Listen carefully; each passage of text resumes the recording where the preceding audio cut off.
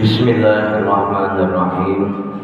Assalamualaikum warahmatullahi wabarakatuh. Alhamdulillah. Alhamdulillahilladzi anzala ala abdihil kitaba wa lam yaj'al lahu 'iwaja. Asyhadu an la ilaha illallah wahdahu la syarika lah wa asyhadu anna Muhammadan 'abduhu wa rasuluhu la nabiyya ba'dah. Allahumma salli wa sallim wa barik ala sayyidina wa maulana Muhammadin wa ala alihi wa sahbihi ajma'in, amma ba'du. Qala Allah ta'ala fi kitabihil karim wa huwa asdaqul qa'ilin, a'udzu billahi minasy syaithanir rajim. Bismillahirrahmanirrahim.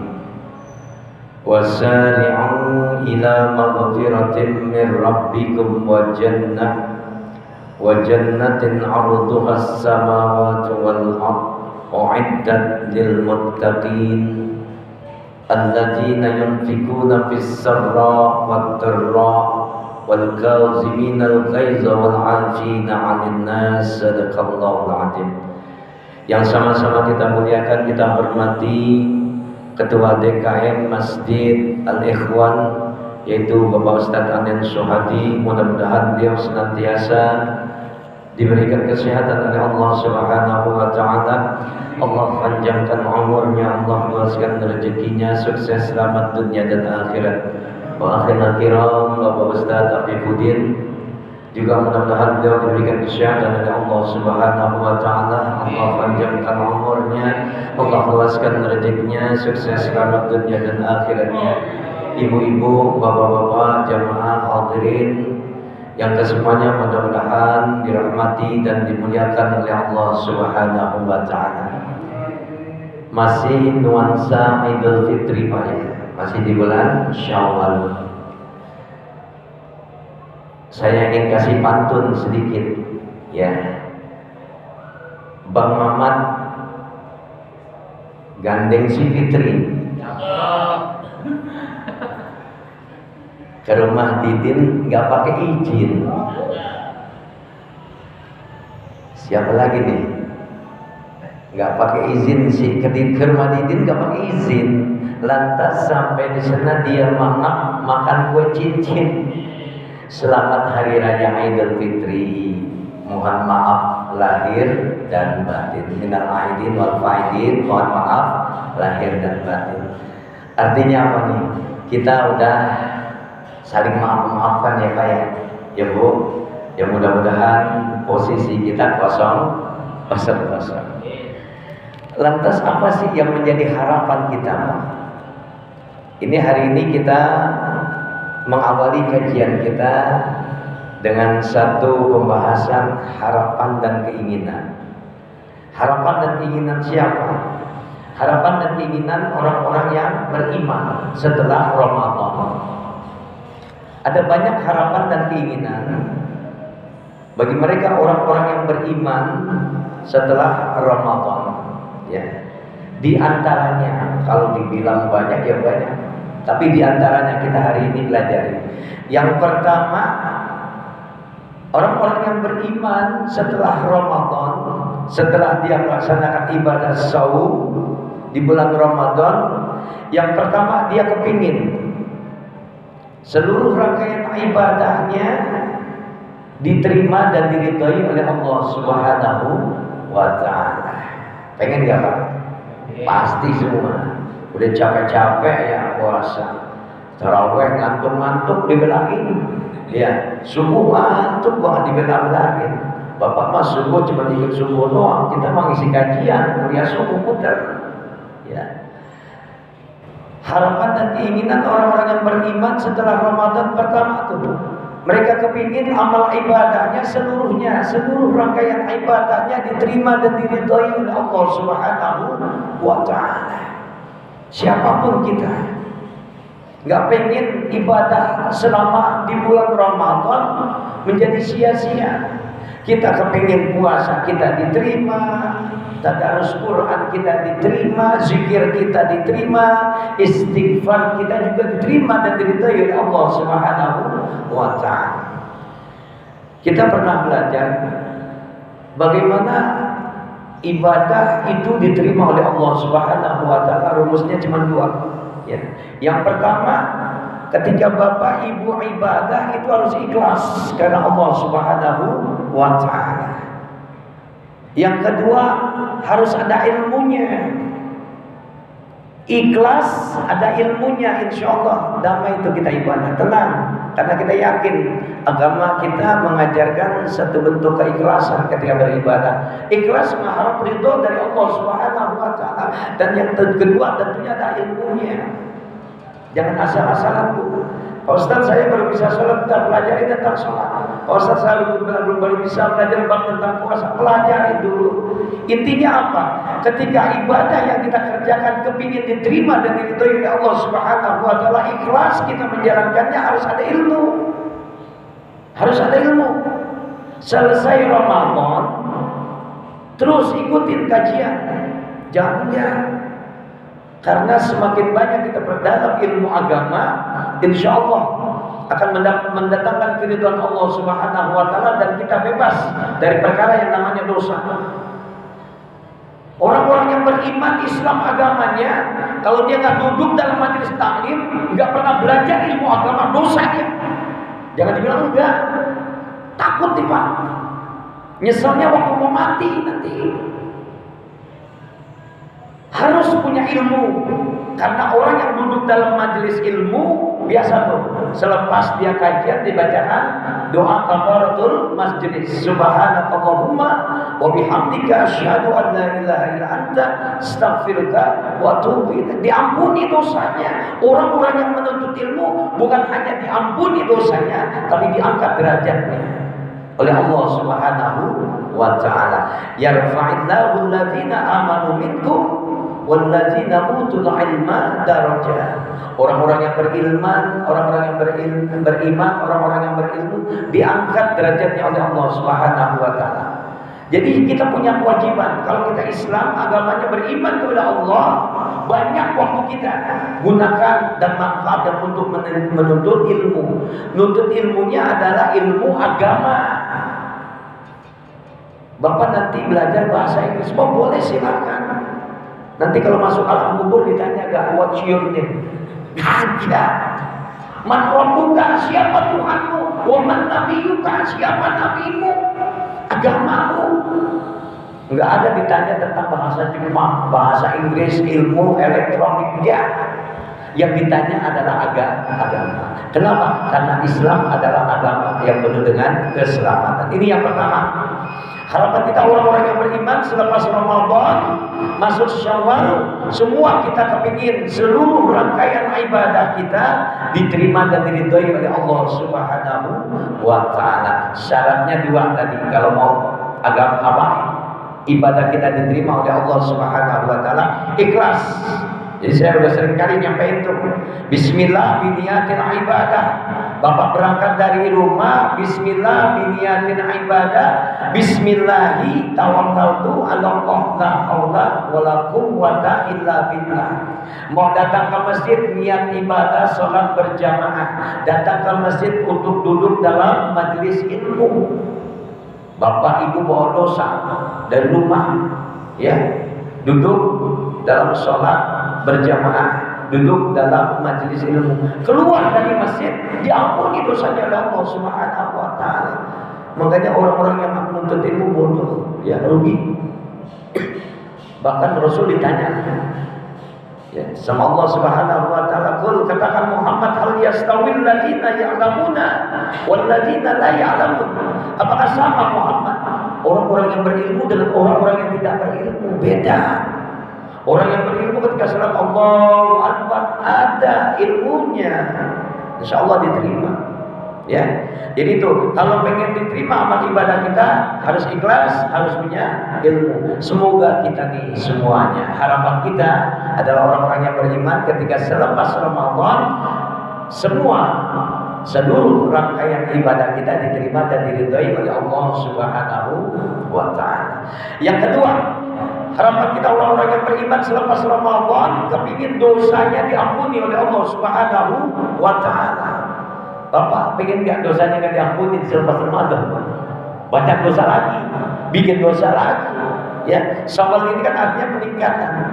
Ya, makanya dikatakan dalam satu hadis Nabi, man shoma ramadanan imanan wa ihtisaban ghufira lahu ma taqaddama min dzambi. Siapa orang yang berpuasa karena Allah, karena perhitungan, karena ihtisab, maka dosanya diampuni oleh Allah Subhanahu wa taala. Makanya merugi orang-orang yang beriman ketika dia ibadah saum kemudian lepas dari Ramadan, dosanya nggak diampuni oleh Allah Subhanahu wa taala.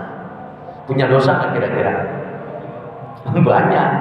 Nggak ada manusia yang sempurna, ya. Nggak ada manusia yang bebas tanpa dosa. Makanya jelas Allah selalu mengingatkan kepada kita, wasari'u ila maghfiratin mir rabbikum wa jannatin arduhas samawati wal ardu uiddat lil muttaqin. Bersegeralah kalian mohon ampunan Allah Subhanahu wa taala, yang nanti ketika kita sudah mohon ampunan Allah, Allah ampuni dosa kita, Allah masukkan kita ke dalam surganya Allah, yang luas surganya Allah seluas langit dan bumi. Bagi siapa? Bagi mereka orang-orang yang bertakwa. Ramadan dikerjakan oleh orang-orang yang beriman karena Allah. Dia beriman, pahalanya takwa, dosanya diampuni oleh Allah Subhanahu wa taala. Jadi kita pernah belajar Pak ya, saya pernah menyampaikan, ketika kita berbicara tentang 4 hal, ya, bersihkanlah apa yang menjadi kekotoran dalam diri kita nih. Bersihkanlah 4 hal yang kotor dengan 4 hal. Apa yang dimaksud di sini? Yang pertama, bersihkan badanmu dengan puasamu. Nih, badan kita rentan nih, ya, rentan dengan segala penyakit, rentan dengan segala perkara dosa. Tumbuh kembang manusia itu karena makan dia. Tumbuh kembang manusia itu karena dia minum. Jadi ada sebuah kehidupan. Entah yang dimakan, pernah dulu waktu muda mabuk, minum minuman keras, masuk dalam tubuhnya hal-hal yang diharamkan. Makan dari duit korupsi. Ada nggak yang korupsi di? Kagak percaya saya ada yang korupsi. Insya Allah enggak. Bukan orang hebat gitu ya. Masuk makanan yang diharamkan, masuk minuman yang diharamkan, maka jadi perkara dosa tuh. Lantas kemudian sering banyak makan, selama setahun kita makan. Ada kotor nggak berupa penyakit? Pasti ada. Entah sakit gigi minimal, entah sakit perut, pusing kepala, ambeien, Allah kirim. Nih, tumbuh kembangnya manusia itu karena tumbuhnya dirinya dalam hal isi perutnya tuh. Ya, jadi bersihkan badanmu dengan apa? Dengan cara berpuasa. Kita sudah diajarin puasa Senin Kamis, puasa apa lagi? Yaumul Bid 14, 15, 13, 14, 15 ke pertengahan. Puasa Daud, ya. Hari ini puasa, besok buka. Puasa buka. Senin Kamis sudah puasa Yaumul Bid, puasa Daud, satu hari puasa, satu hari buka. Kemarin endingnya kita diperintahkan puasa oleh Allah Subhanahu wa taala dalam ibadah puasa Ramadan. Ya ayyuhalladzina amanu kutiba alaikumusiyam kama kutiba alal ladzina min qablikum la'allakum tattaqun. Dengan puasa badan kita akan dibersihkan oleh Allah Subhanahu wa taala. Yang kedua, bersihkan hartamu dengan zakatmu, bersihkan hartamu dengan infakmu, bersihkan hartamu dengan sedekahmu. Harta kita ada hak orang lain di dalamnya, maka diperintahkan untuk dibersihkan. Nih, saya kasih tahu rumusan. Kalau ibu supaya senang zakat, infak dan sedekah. Ya, karena perintah dari Allah yang pertama, wa anfiqu fi sabilillah, maka infakkanlah hartamu di jalan Allah Subhanahu wa taala. Ketika seorang muslim bismillah biniyatil ibadah, Allahumma shalli ala Muhammad wa ali Muhammad, masukin duit ke kotak amal bismillah, ya. Allahumma shalli ala Muhammad 2000 jetung. Itu kalau kita tarik sejarah, Makanya turun ayat 245 surat Al-Baqarah, ditambah lagi 261 surat Al-Baqarah, diawali dari 195 surat Al-Baqarah. Wanfiqu fisabilillah. Lantas endingnya nanti di surat Az-Zumar ayat 10. Nanti itu kita kupas nanti. Jangan sekarang kebanyakan. Ilmunya nanti kebanyakan tumpah lagi. Ya. Bersihkan hartamu dengan infakmu. Jadi kita disuruh diperintahkan dari harta yang kita miliki ada infak yang seharusnya kita keluarkan di jalan Allah Subhanahu wa taala. Maka bersihkan hartamu dengan zakatmu, dengan infakmu, dengan sedekahmu. Jadi rumusnya satu tuh, Bu. Infakkan harta kita di jalan Allah dengan mengucap lafaz bismillah biniyatil ibadah. Itu secara otomatis sang anak pahalanya buat orang tua, ikut nyantel di dalamnya tuh. Ya. Yang kedua yang perlu diingat, setiap seorang muslim dia berinfak, dia berzakat, dia bersedekah, di sana ada kalimat doa. Doa yang dipanjatkan oleh Rasulullah SAW. Kenapa? Karena ketika baginda Rasul diminta tangannya, ya Rasulullah ulurkan tanganmu. Nih oleh salah seorang sahabat, nanti kita cerita nanti aja dah. Ya, diminta tangannya baginda Rasul diulurkan sebagai bentuk baiat, persaksian. Lantas di sana baginda Rasulullah SAW berdoa. Setiap seorang mukmin berinfak di jalan Allah Subhanahu wa taala, ingat akan doanya baginda Rasul. Apakah kata baginda Rasul? Ya Allah, berikan kepada umatku yang suka berinfak, berikan umatku yang suka sedekah, berikan kepada umatku yang suka berzakat pahala yang terus ditambah. Jadi ketika kita berinfak ditambah tuh. 1 jadi 10, 10 jadi 100, 100 jadi 700, bahkan wallahu yudha'ifu liman yasha. Ya kita sudah belajar tuh lipat ganda bagaimana pahala Allah berikan. Masaluhum kamasalil ladzina yunfiquna amwalahum fisabilillah kamasalil habatin ambatat sab'a sanabila fi kulli sumbulatin mi'atu habbah. Wallahu yudha'ifu liman yasha. Allah satu kasih 10, Allah satu pahala apa? Sedekah satu dikasih 10, dikasih 70, dikasih 100 sampai bahkan 700 kali lipat yang diganjarkan pahalanya oleh Allah Subhanahu wa taala. Bahkan lebih jelasnya lagi Az-Zumar ayat 10 mengatakan setiap hamba Allah dia adalah orang mukmin, dia Islam agamanya, ketika dia bertransaksi infak maka pahalanya tanpa batas. Allah jadi nih sebagai bentuk kira semangat. Jadi nggak ada lagi malas-malasan bersedekah. Jangan pelit. Orang pelit nanti kuburannya sempit, Pak.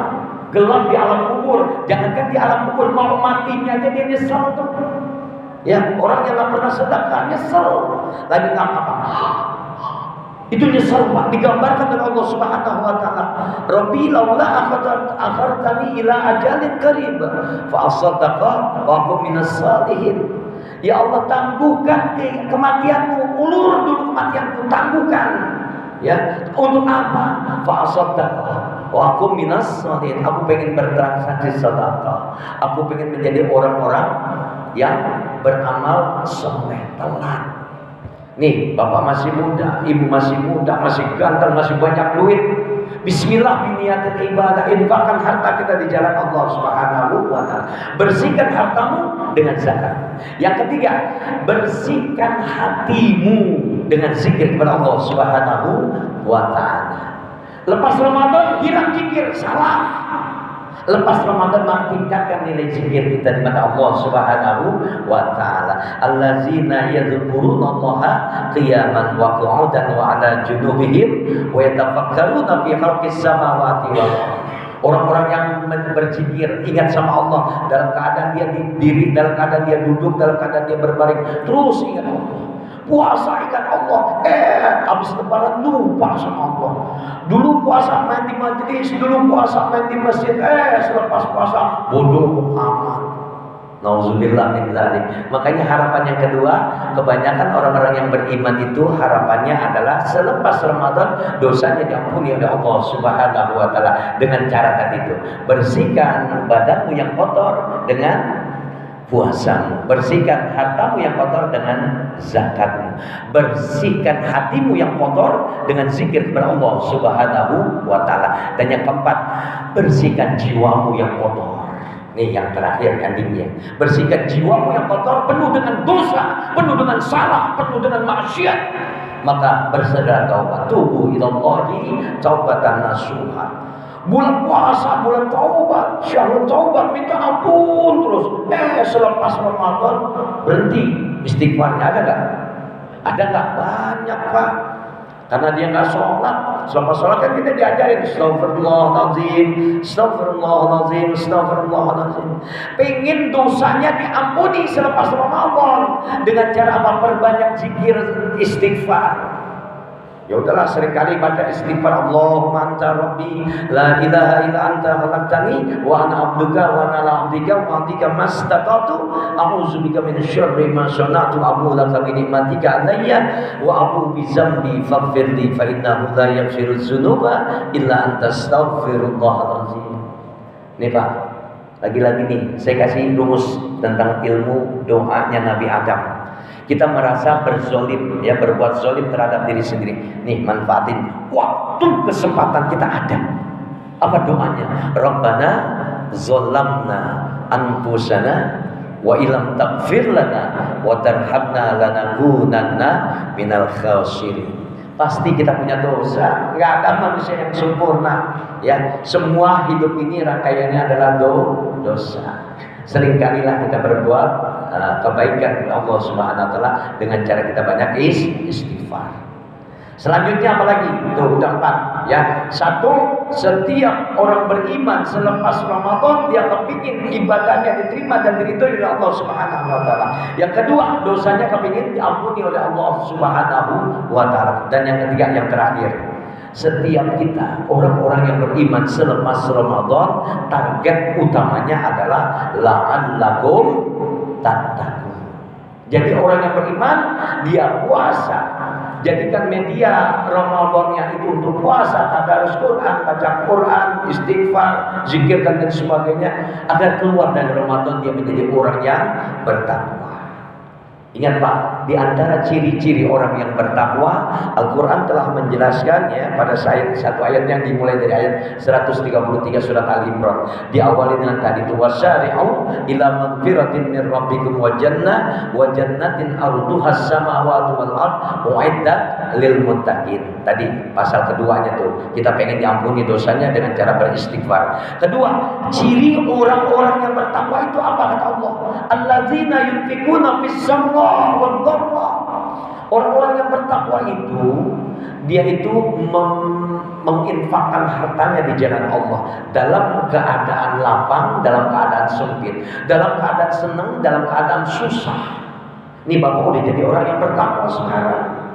Berarti kalau ada rezeki lebih, ya, sedekahkan, infakkan di jalan Allah Subhanahu wa taala. Gampang nggak kira-kira? Setelah beriman dituntut jadi takwa, menginfakkan hartanya di jalan Allah dalam keadaan dia sempit, dalam keadaan dia lapang. Nih ciri orang bertakwa. Selepas Ramadan kita dituntut orang yang punya empati, punya peduli terhadap sesama.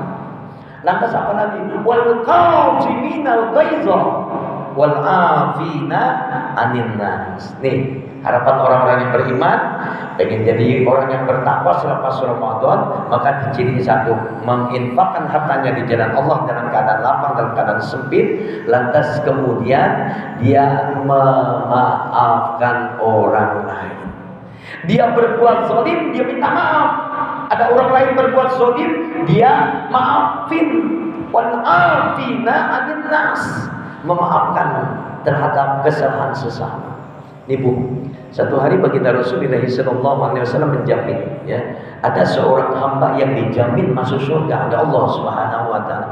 Di semua sahabat nanya, siapa ya Rasulullah? Orangnya ada, yang di antara kita ini. Ternyata siapa yang dijamin masuk surga oleh Allah Subhanahu wa taala? Salah seorang sahabat Rasul datang ke rumah saudaranya yang dianggap akan mendapatkan pahala surganya Allah Subhanahu wa taala. Selama 3 hari dia nginep. Enggak ada rangkaian ibadah yang istimewa. Sampai di hari yang ketiga dia mau pulang, dia tanya, ya pulang bin pulang, saya ingin tanya, kenapa sih engkau dijamin oleh Rasulullah SAW mendapati surganya Allah tanpa hisab? Enggak ada kelihatan ibadahnya yang terlalu istimewa, biasa-biasa aja semua. Pas mau pulang dikatakan sama tadi, ya mungkin ini yang menjadi penyebab. Nanti saya dijamin masuk surga oleh Allah Subhanahu wa taala. Apa? Ketika dia mau tidur, ya, dia katakan, "Ya Allah, jika hari ini ada orang yang berbuat zalim kepada diriku, ampuni dia ya Allah, dan aku memaafkannya." Tuh, gampang gak kira-kira? Bapak udah dibikin kesal sama orang, bapak udah dibikin jengkel, mangkal, bedek bahasanya. Kira-kira mau nggak maafin? Entar dulu Pak Ustaz, urusan dulu. Nih, ciri orang yang bertakwa setelah dia beriman, maka dia mampu memaafkan kesalahan orang lain. Udah Pak, urusan dunia mas sepele, ya. Menjadi orang yang pemaaf jauh lebih hebat, ya. Gak gampang. Ternyata orang-orang yang bertakwa itu dituntut untuk empati, peduli sama lingkungan, sama orang lain. Kedua, dia ketika berbuat zalim mau minta maaf, dan ketika ada orang yang berbuat salah, dia memaafkan kesalahan orang lain. Paham sampai di sini ya? Jadi dilanjutkan dengan hal yang ketiga, yaitu wallahu yuhibbul muhsinin, dan Allah cinta kepada mereka orang-orang yang berbuat baik. Selepas Ramadan, amal kita diterima, diridhoi oleh Allah, dosa kita diampuni, menjadi orang yang bertakwa, maka rangkaiannya adalah kebaikan. Ya, jadi kebaikan semuanya. Kita dituntut untuk senantiasa berbuat kebaikan selepas Ramadan. Cukup ya. Jadi ada 3 hal yang penting, ya. 3 hal yang menjadi harapan dan keinginan orang-orang yang beriman kepada Allah selepas Ramadan. 1, dia kepengen amal ibadahnya diterima, diridhoi oleh Allah Subhanahu wa taala. Mudah-mudahan kita semuanya diterima oleh Allah Subhanahu wa taala amal ibadah kita. Kedua, dosanya diampuni oleh Allah Subhanahu wa taala. Mudah-mudahan kita juga diampuni oleh Allah Subhanahu wa taala. Dan yang ketiga, kita kepengin, ya, menjadi orang-orang yang bertakwa. Mudah-mudahan kita semua menjadi orang-orang yang bertakwa. Ada nggak yang mau ditanyain? Silakan. Sedikit. Cukup? Cukup ya. Ya, sekali lagi saya atas nama pribadi dan keluarga besar, kalau ada salah mohon dimaafkan, dan kita saling memaafkan. Ibu bapak mah ada salah, pokoknya kita saling memaafkan selepas Ramadan, biar kita bahasanya melangkah tuh jauh lebih enak, lebih nikmat, tanpa adanya salah paham, tanpa adanya salah di antara kita. Mudah-mudahan dosa kita diampuni oleh Allah Subhanahu wa taala. Allah terus buat kita semangat dalam beribadah kepada Allah Subhanahu wa taala, hingga pada akhirnya ketika kita mati dalam keadaan husnul khotimah, selamat dunia akhirat, kita masuk dalam syurganya Allah yang penuh kenikmatan di dalamnya. Al-Fatihah. A'udzu billahi minasyaitonir rajim. Bismillahirrahmanirrahim. Alhamdulillahirabbil alamin arrahmanir rahim maliki yaumiddin. Iyyaka na'budu wa iyyaka nasta'in. Ihdinas siratal mustaqim. Shiratal ladzina an'amta 'alaihim ghairil maghdubi 'alaihim waladdallin. Amin. Astaghfirullahaladzim. Bismillahirrahmanirrahim. Alhamdulillahirabbil alamin. Allahumma shalli wa sallim wa barik ala sayyidina Muhammad wa ala ali sayyidina Muhammad. Allahumma inna nas'aluka ridhaka wal jannah wa na'udzu bika min syahhatika wan nar. Allahumma inna nas'aluka al-huda wat tuqa wal afafa wal ghina. Allahumma arinal haqqa haqqan warzuqna ittiba'ahu, arinal batila batilan warzuqna ijtinaba. Allahumma aghnina bil ilmi wa zayyinna bil ilmi wa akrimna bit taqwa wa jamilna bil afiyah fid dini wad dunya wal akhirah bi rahmatika ya arhamar rahimin. Rabbana atina fid dunya hasanah wa fil akhirati hasanah wa qina azaban nar. Wa sallallahu ala Muhammadin wa ala alihi washabihi ajmain.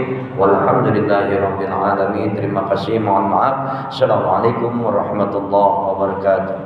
Kita tutup dengan doa kafaratul majlis. Subhanakallahumma wa bihamdika asyhadu an la ilaha illa anta astaghfiruka wa atubu